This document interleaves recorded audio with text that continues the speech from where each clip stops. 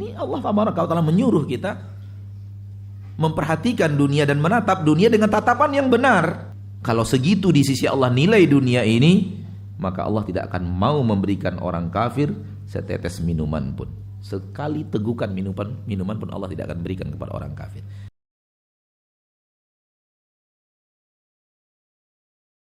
Mari kita lihat tuntunan-tuntunan syariat. Pertama, Allah Tabaraka wa Ta'ala berfirman di dalam Al-Quranul Karim, menyuruh kita untuk melihat dunia ini adalah sesuatu yang kerdil,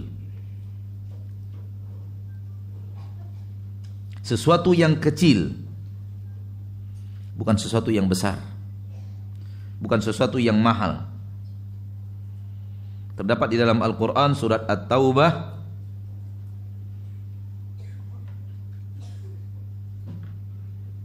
ayat 38 dan surat An-Nisa ayat 77.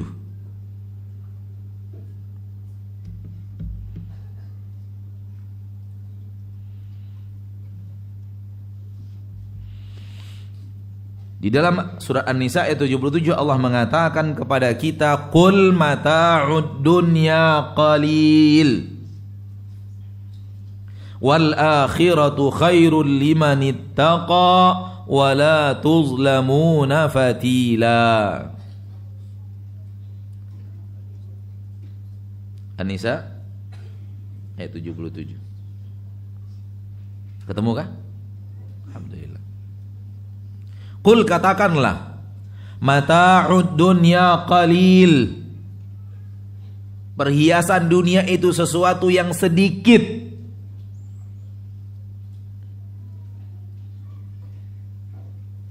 Allah menyuruh kita dalam ayat ini untuk menatap dunia dengan tatapan yang benar.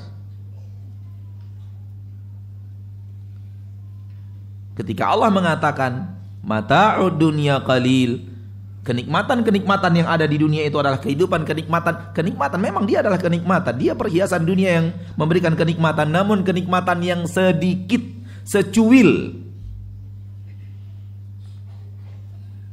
Wal akhiratu khairul liman ittaqa, namun akhirat dialah yang lebih baik untuk orang-orang yang bertakwa. Wala tuzlamuna fatila, kalian tidak akan dizolimi walau setipis kulit ari.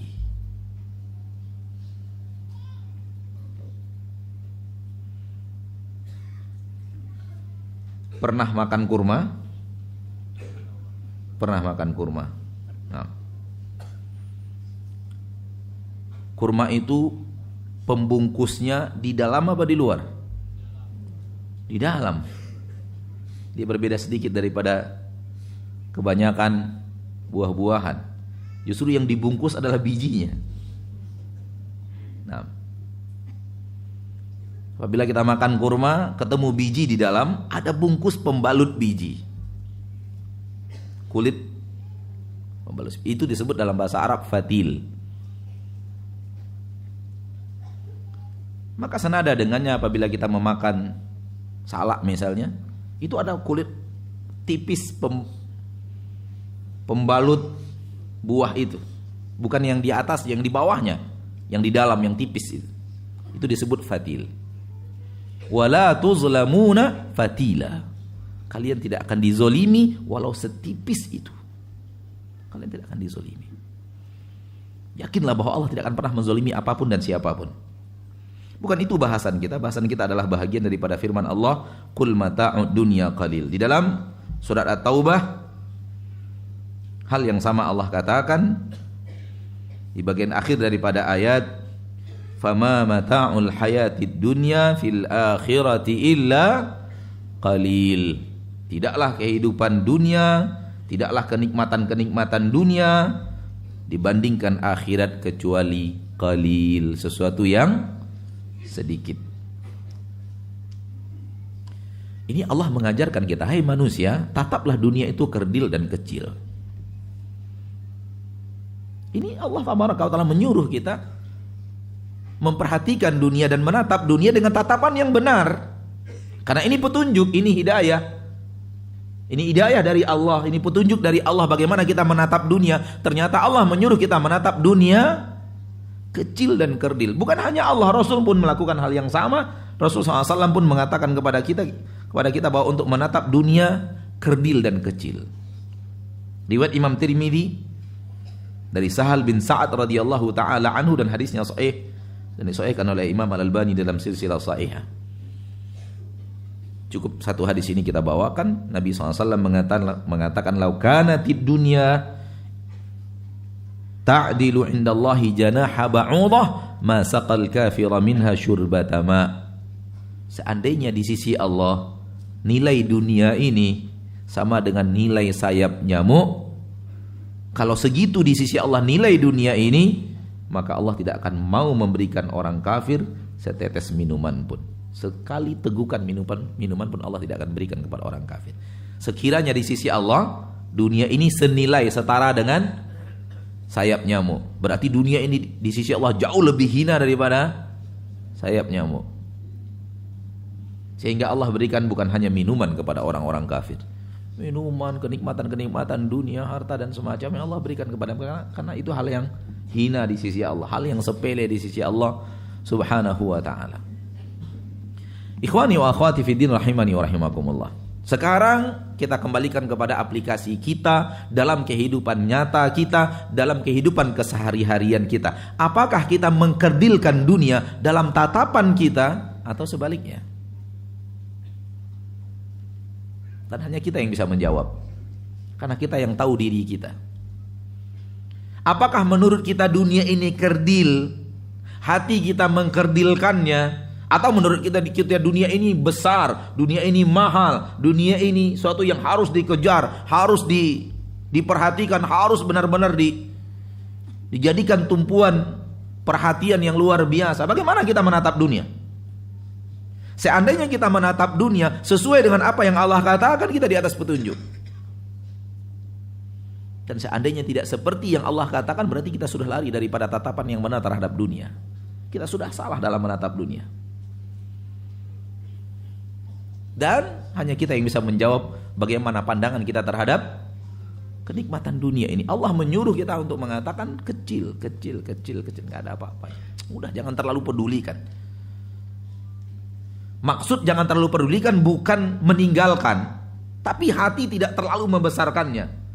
Hati tidak membangga-banggakan dunia, hati tidak menjadikannya sesuatu hal yang sangat berharga yang harus segala-galanya dihabiskan, segala-galanya dikorbankan untuk itu. Enggak. Kita berusaha, kita bekerja, kita membuka usaha karena itu kewajiban yang Allah wajibkan kepada kita, dan itu adalah hal yang harus kita jalankan. Sekaligus itu adalah fitrah kita. Kita akan berjalan di atas itu. Namun berapa yang Allah berikan, alhamdulillah. Kita tidak jadikan itu adalah tumpuan segala sesuatu dan segala yang harus kita habiskan usia kita, umur kita, usaha kita untuk dunia. Enggak. Karena dia sesuatu yang kerdil dan kecil. Seberapa banyak pun yang kita dapat tetap kerdil dan kecil. Sehingga Allah tabaraka wa ta'ala ketika berbicara tentang nikmat Qarun pun, Allah bicara tentang orang-orang yang beriman dan berilmu di zaman Nabi Musa alaihi salam, mengatakan enggak apa-apa, enggak ada apa-apanya kenikmatan Qarun itu. Itu Qarun punya loh, Pak.